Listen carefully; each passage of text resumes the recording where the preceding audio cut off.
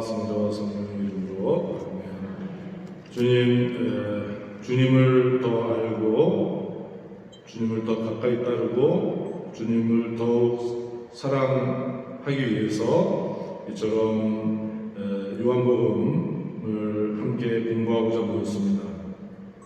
성령의 감도로 쓰여진 이 요한복음서를 저희도 잘 알아들을 수 있도록 성령을 이 시간에 가득히 내려주소서. 부족한 기도 예수 그리스도를 통하여 기원합니다. 아멘. 성부와 성자와 성령의 이름으로 아멘. 요한복음을 7개 표준을 중심으로 이렇게 읽게 되는데, 그러니까 우리가 읽는 출발점은 요한복음 20장 31절 32절, 원래 처음 썼던 요한복음의 맨 마지막 부분이죠.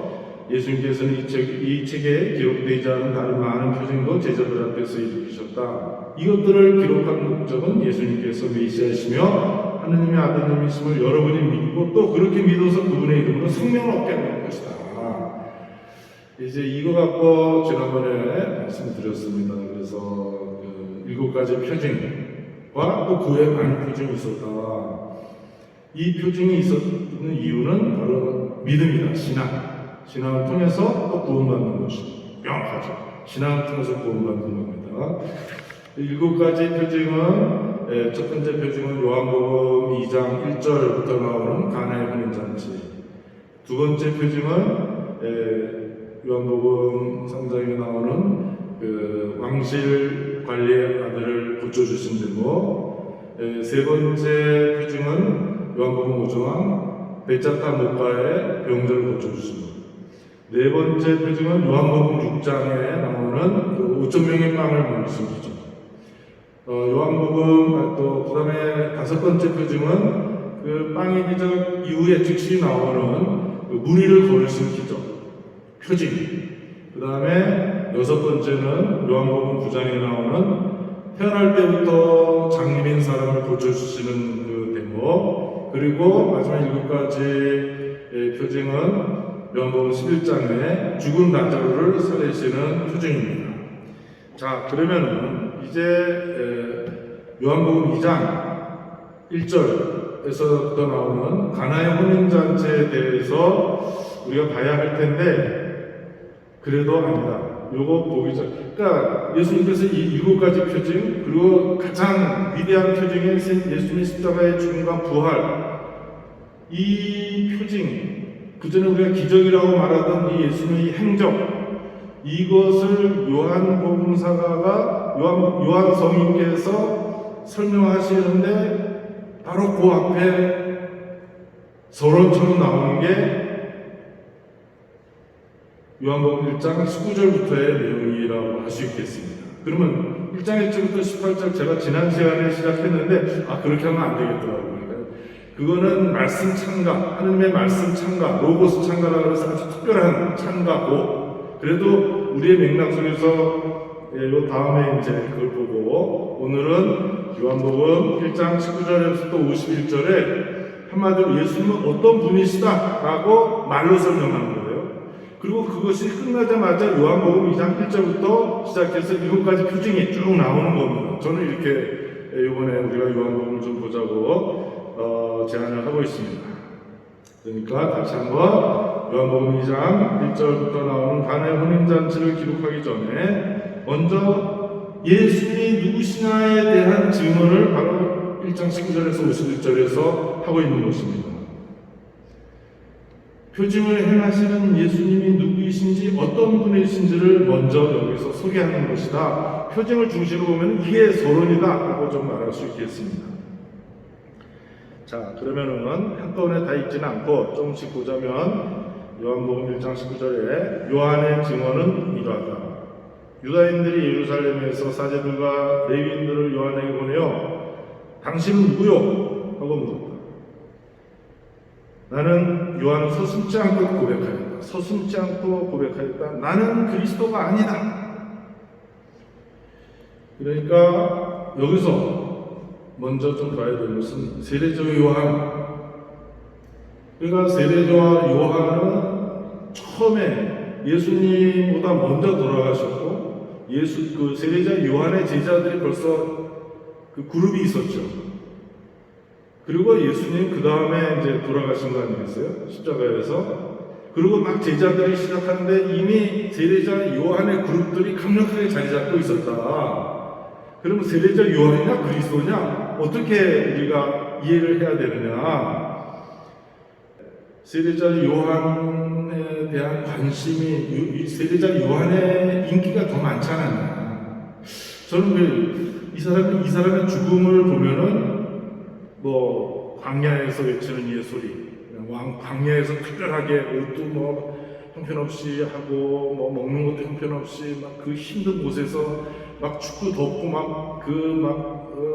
전갈도 돌아다니고 뭐 여우도 돌아다니고 늑대도 돌아다니는 그런 뱀도 다니는 그런 상황에서 살아내면서 회개하자 하고 외치고, 그리고 죽는 것도 굉장히 드라마잖아요. 헤로데 대왕이 자기 제수를 취해가지고 마누라로 상대했으니 그러면 안 된다. 그러나 이 사람도 뒤로 물러섰잖아요. 그런데 그 딸 생일날 그 춤추는 그곳에서 그 헤로디아 그 왕비의 꽤 넘어가가지고 이제 죽은 거 아니에요. 참수당한 거. 그러니까 정의의 투사예요. 그러니까 사람들이 뭐 정말 이 세례자 요한에 대해서 얼마나 존경심이 많이 있겠습니까? 근데 한편으로 예수님의 죽음에 대해서 이렇게 생각해 보는데, 예수님은 십자가에서 돌아가셨어요. 제가 평생 동안 이 나쁜 머리로 예수님의 죽음을 이해하려고 노력하는데, 십자가 신비잖아요. 그러니까 암만 이해해도 다 이해하지 못해요. 하느님의 일이니까 다 알아들을 수 없죠. 그런데 저 정치범이 옛날에 그러니까 독립운동하던 사람을 로마 제국이 이제 죽이는 방식인데, 아주 잔인하게 죽임으로써 사람들이 감히 독립운동하지 못하게 생으로 매달아놔서 오랫동안 버티는 사람 며칠씩 고래고래 고함치면서 그러다가 죽게 만드는 저러한 사형 방식인데, 예수님이 언제 정치범으로서 독립운동한 적이 있냐? 너가 왕이냐? 그걸 물어보잖아요. 빌라도 총독이 제일 관심사는 그거니까 사실은 그런 활동을 하지 않았습니다. 이 사람을 죽음으로 몰고 간 사람들은 유대교 지도자들이었어요. 그러니까 안식일법이 사람을 위해서이냐, 사람이 안식일법을 위해서이냐, 안식일법의 원래 정신을 사람들에게 가르쳐 준 것이고, 그것이 이제 기성 종교의 유대교하고 이제 부딪히고 그러면서 처음부터 예수님을 죽이려고 한 거 아니에요. 그러니까 예수님의 죽음 자체를 이해하는 게 쉽지가 않습니다. 그렇잖아요.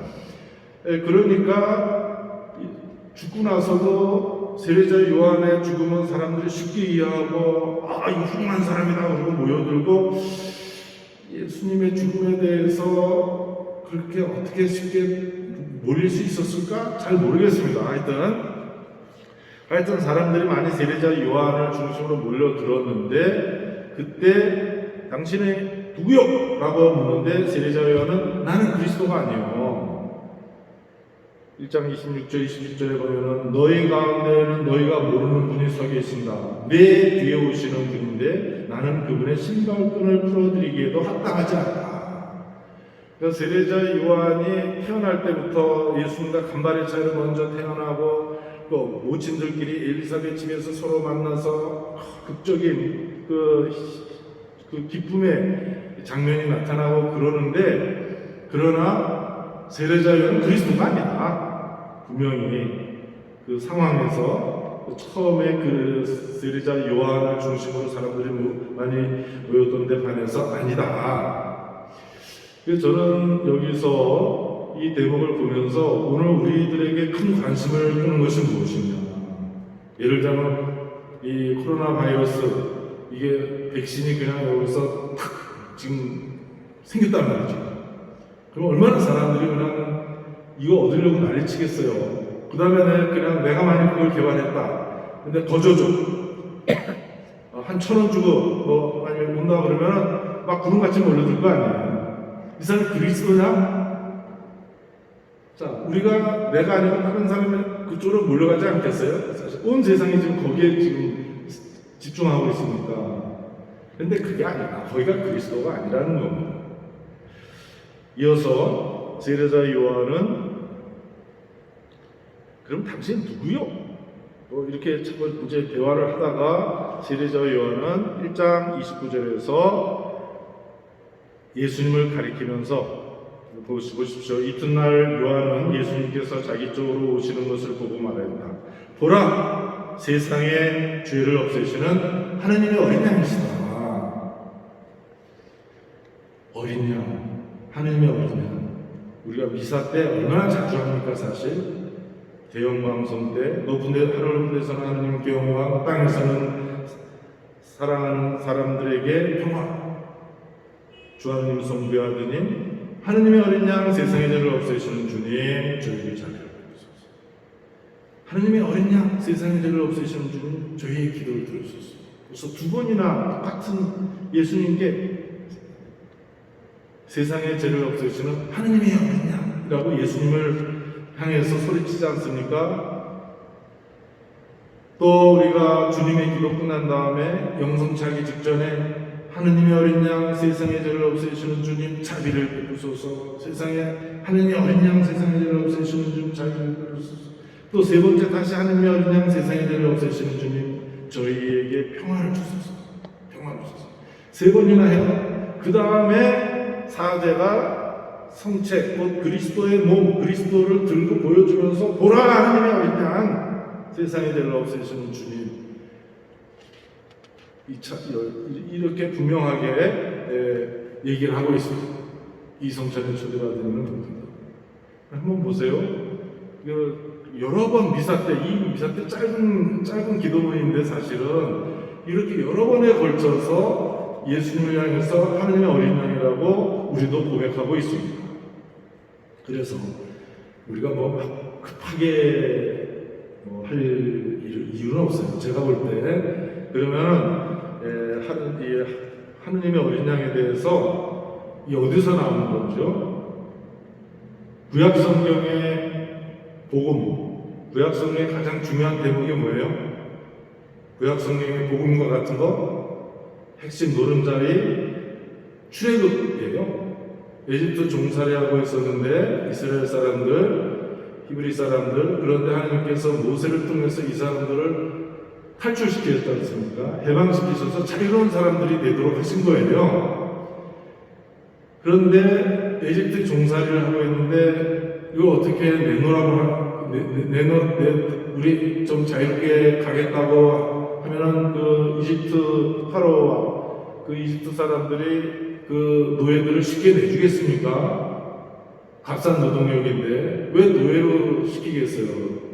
옛날에 기계도 없었고 포크레인도 없고 아무 기계도 없이 사람 손으로 다 일해야 되는데 거기 건물 짓고 뭐 병원도 지어야 되고 왕궁도 지어야 되고 집도 지어야 되고 길도 닦아야 되고 항구도 만들어야 되고 피라미드도 만들어야 되고 다 해야 되는데 뭘로 해요? 사람 손으로 다 만들어야 되잖아요.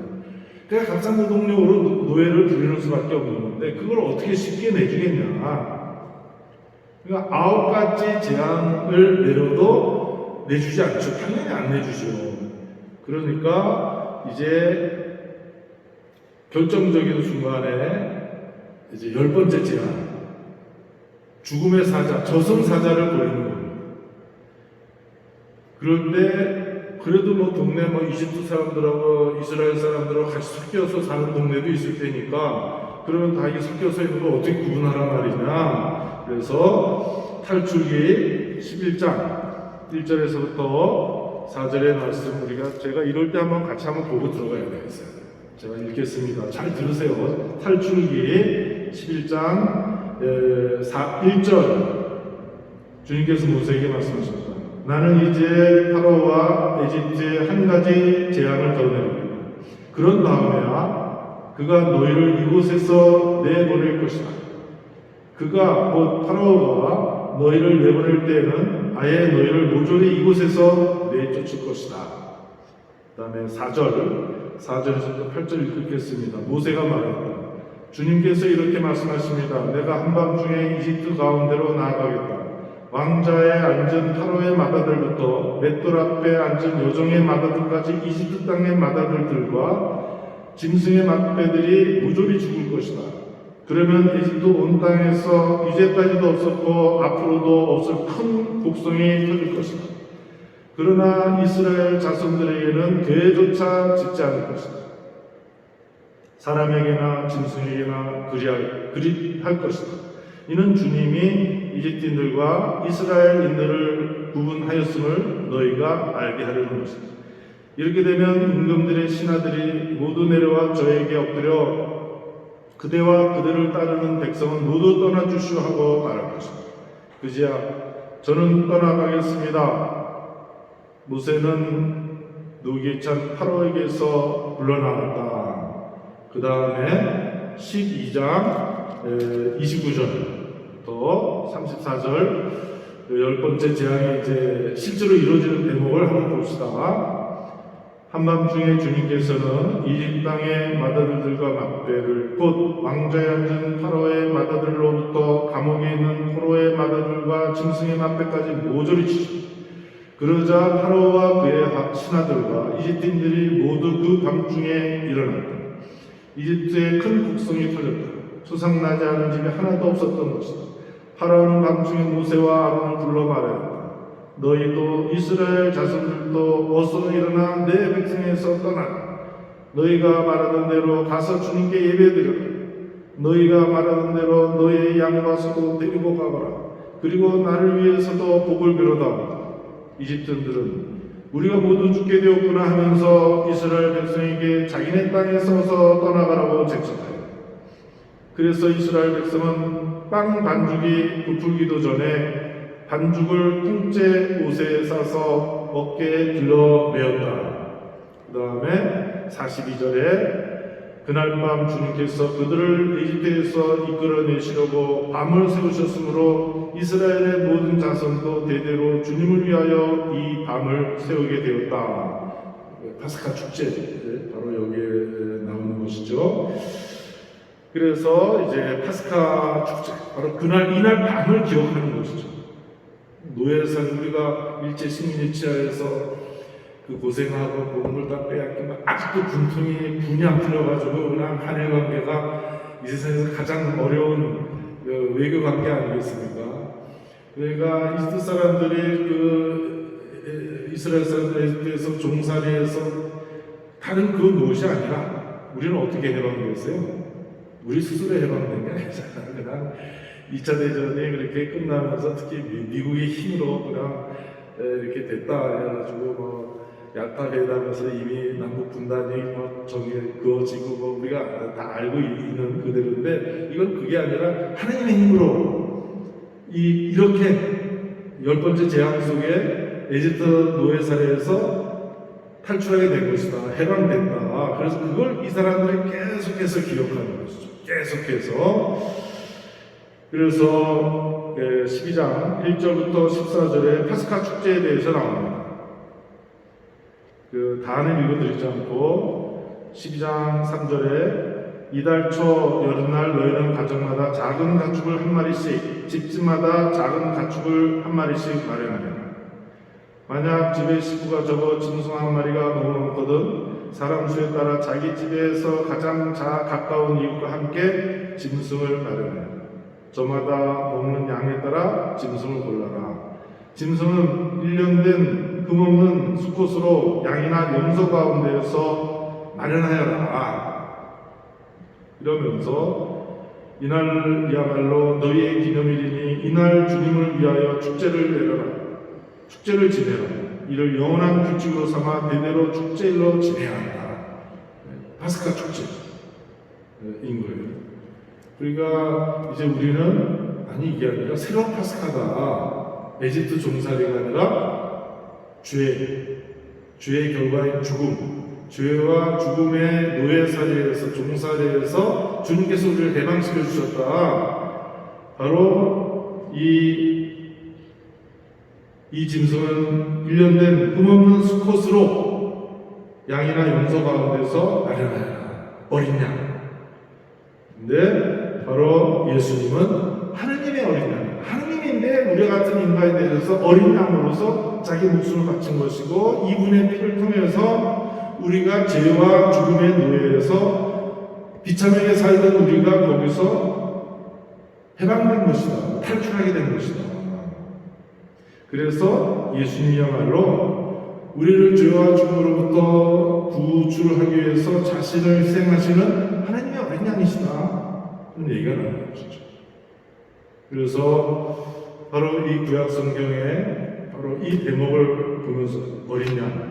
근데 이제 동물이 아니라 하느님이 우리를 죄와 죽음으로부터 구출하기 위해서 죄의 종살이가 에집트 종살이가 아니라 죄와 죽음의 종살이에서 우리를 참으로 해방시키고 자유롭게 하기 위해서 이분이 어린 양처럼 죽고 그 피를 통해서 우리가 이제 더 이상 죄와 죽음으로부터 지배당하지 않고 예속되지 않고 자유롭게 되는 것이다.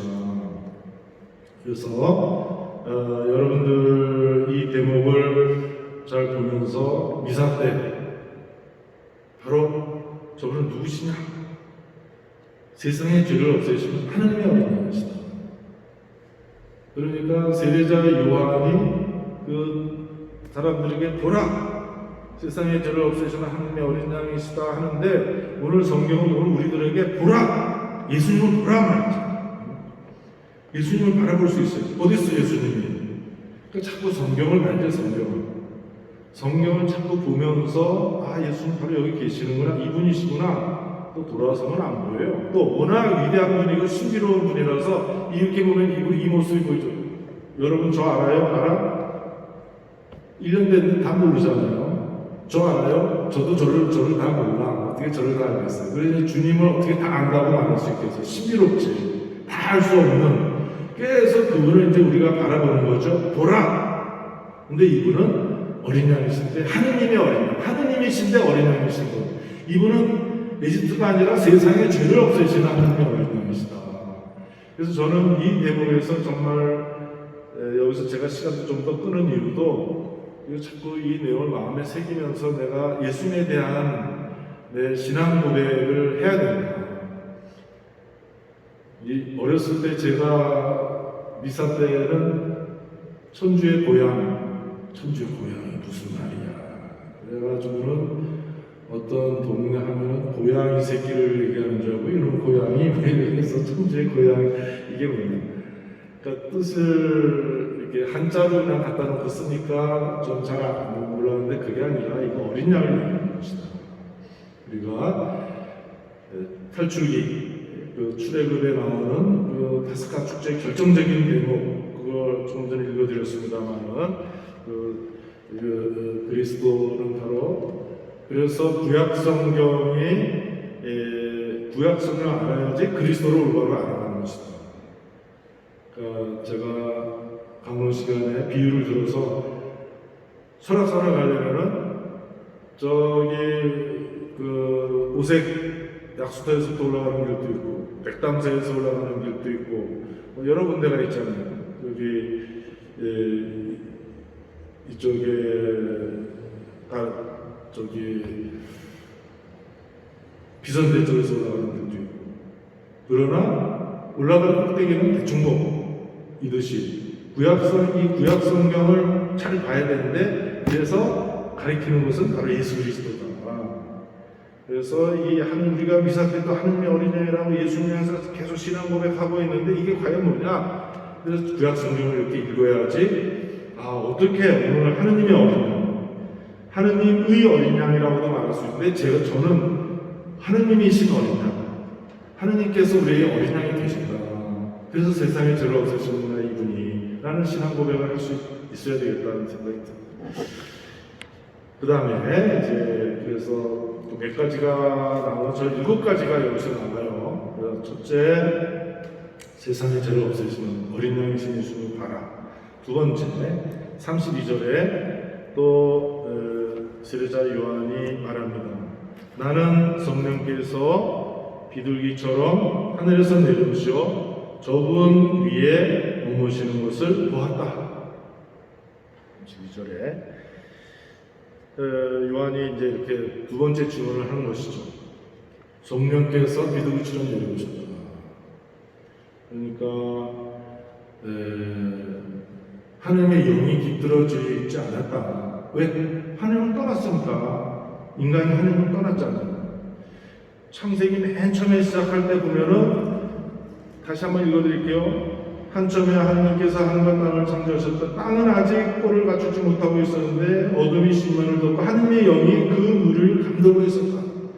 그러니까 성령께서 계시고 그래서 성부와 성자와 성령이 이제 세상을 창조하시면서 함께 있었던 것인데 인간이 하나님을 떠난 거 아니에요. 성령을 떠난 거예요. 그런데 이제 성령께서 비둘기처럼 하늘에서 내려오셔서 저분 위에 머무르신다. 그래서 첫 번째 비둘기에 대해서 다시 한번 확실히 좀 짚어야죠. 제가 미사 때 한번 말씀드렸습니다만은 노아 홍수, 창세기 1장에 나오는 노아 홍수를 여러분이 다 읽으셨죠? 통독하면서 다 읽었었나요? 자, 하나님께서 세상 창조하셨습니다. 창세기 3장 원죄를 짓고 4장 아담과 하와 살인사건이 벌써 벌어지고 그래서 이제 그러면서 계속 죄가 많이 청구하고 그 죄가 있으면 어떻게 돼요? 계속 죄를 없애버려야지. 그렇지 않으면은 계속 사람 파괴하잖아요. 죄라는 게 뭡니까? 파괴하는 거 아니에요? 세상을. 그러니까 이제 노아 홍수를 통해서 세상의 죄를 씻어버리는 것이죠. 그 내 죄를 하나님이 씻어주시면서 내가 살아나는 거 아니겠어요? 그러니까 이때 죄를 씻어버리고 새로운 구원이 시작되었다는 것을 어떻게 확인했어요? 이제 홍수가 끝났다. 비둘기를 보내잖아요. 비둘기를 보냈는데 그냥 돌아왔어. 그러니까 물이 아직 안 빠졌다는 얘기예요. 다시 또 비둘기를 보내니까 이제 그 사이에 물이 다 빠지고 나무가 자라나기 시작해서 올리브 잎을 갖고 왔잖아요. 아, 이제 새로운 세상이 이제 시작됐구나. 홍수가 완전히 끝났구나. 그러면서 이제 땅에 가서 내리는 것인데 바로 비둘기처럼 바로 노아 홍수의 그 비둘기처럼 예수님과 함께 이제 우리 새로운 시대 구원이 열리기 시작했다. 구원의 시대가 열리기 시작한 것이다. 구원이 예수 그리스도와 함께 이 땅에서 새롭게 시작되었다는 것입니다. 비둘기처럼 노아 홍수하고 연관시켜야 되겠어요. 그래서 성령께서 하늘에서 내려오셔서 저분 위에 머무시는 것이다. 왜 머물러요?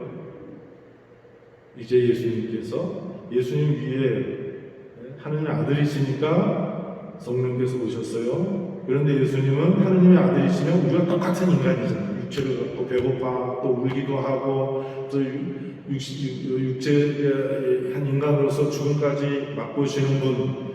그런데 바로 이 새로운 이 인간에게 성령이 내려오셨다. 성령이 이제 우리 가운데서 자리를 찾기 시작한 거 아닙니까? 예수님 그 요르단강에서 세례받을 때 그 마태오, 마르코, 루카 복음서에서도 나름대로 얘기하고 있죠. 여기서는 이렇게 얘기하고 있습니다. 그러면서 이제 예수님께 내려온 이 성령을 이제 예수님께서는 하느님 아버지께 기도합니다. 이 성령을 사람들에게 보내주십사. 요한복음 14장. 그러니까 13장의 치유 만찬 후에 제자들의 발을 닦아주고 금박한 순간이에요. 그때 하시는 말씀이 유언이에요. 아주 중요한 말씀을 하시는데 그때 요한복음 14장 16절 17절에 이런 말씀을 주님께서 하십니다. 내가 아버지께 청하면 아버지께서는 다른 보호자를 너희에게 보내시어 영원히 너희와 함께 있도록 하실 것이다. 그분은 진리의 영이시다. 이제 내가 아버지께 청해서 성령을 너에게 보내드리도록 하겠다. 또 이어서 요한복음 6장 13절 14절에 이렇게 말씀이 나옵니다. 그분 곧 진리의 영께서 오시면 너희를 모든 진리 안으로 이끌어 주실 것이다. 그분께서 나를 영광스럽게 하실 것이다.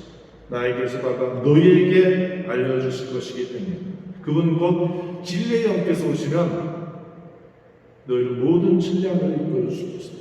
성령을 보내주시고 약속하시는 것이죠. 이제 성령께서 이처럼 새로운 아담, 새로운 사람인 예수님 위에 내렸습니다. 이 새로운 인간인 예수님은 성령과 더불어 살아가시죠. 그리고 이분은 십자가의 죽음과 부활 때 우리에게 이 성령을 이제 보내주시는 거예요. 예수님께서 부활하셔서 요한복음 20장 22절에 성령을 받아라 하고 우리에게 성령을 보내주셨어요. 굉장히 중요한 얘기죠. 이 사람 정신 차려. 얼 빠진 사람 같더니라고. 얼이 빠지면 뭐예요?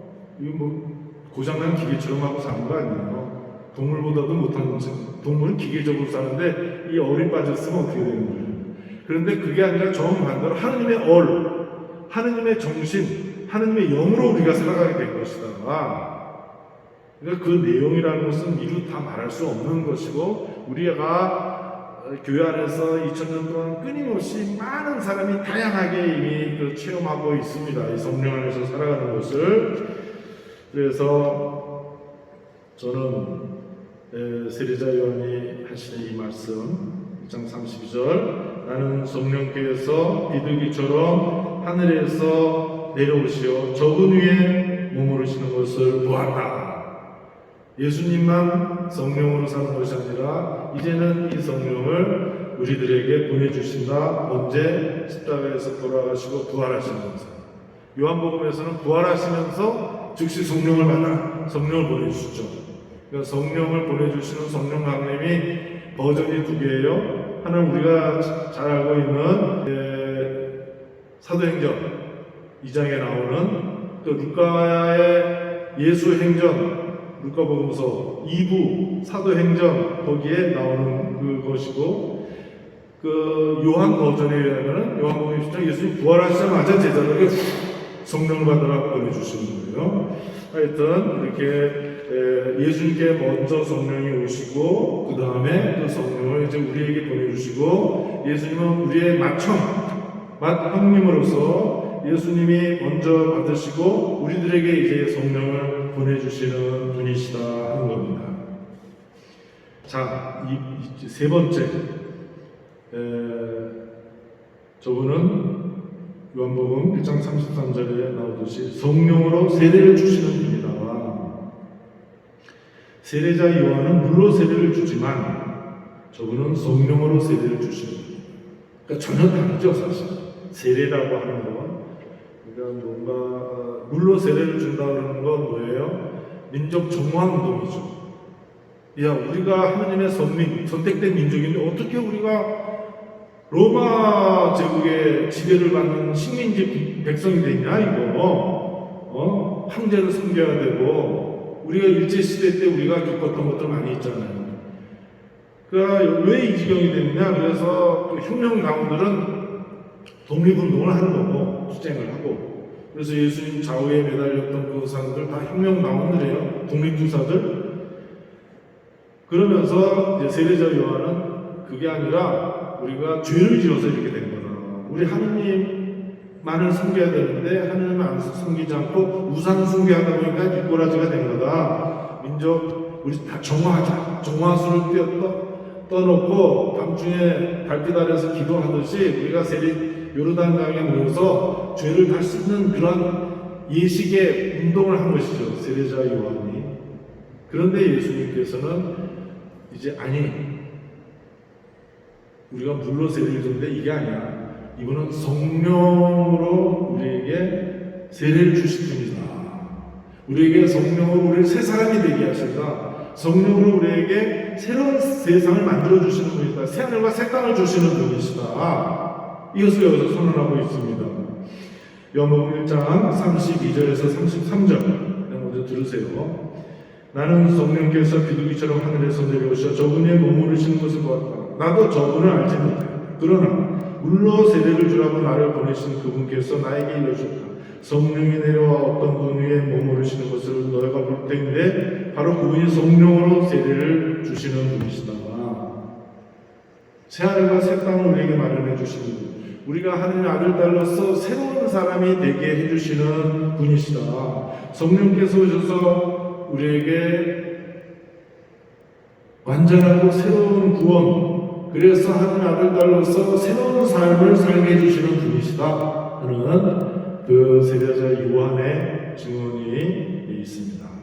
다음 시간에는 나는 보았다 저분이 하나님의 아들이시라고 우리가 만났던 메시아를 우리가 기다린 메시아를 만났어 그것도 있고 또 나타나는 고백도 있습니다. 그거는 그리고 7번째 너희는 하늘이 열리고 하나님의 천사들이 사람의 아들 위로 오르는 것을 보게 될 것이다. 그래서 이렇게 6가지 내지 7가지로 예수님에 대해서 막 소개를 하고 요한 성인이 그 다음에 1장 자 혼인잔치의 그 표징을 보여주는 거예요. 그냥 그것만 보면 어떻게 뭐가 보이겠어요? 그러니까 이 표징이 중요한데 표징에 앞서서 서론으로 예수님은 이런 분이다 이런 분이다 이렇게 설명하고 있는 거예요. 그래서 오늘은 여기까지 하고 다음 시간에 또 모여서 공부를 하도록 하겠습니다. 성부와 성자와 성령의 이름으로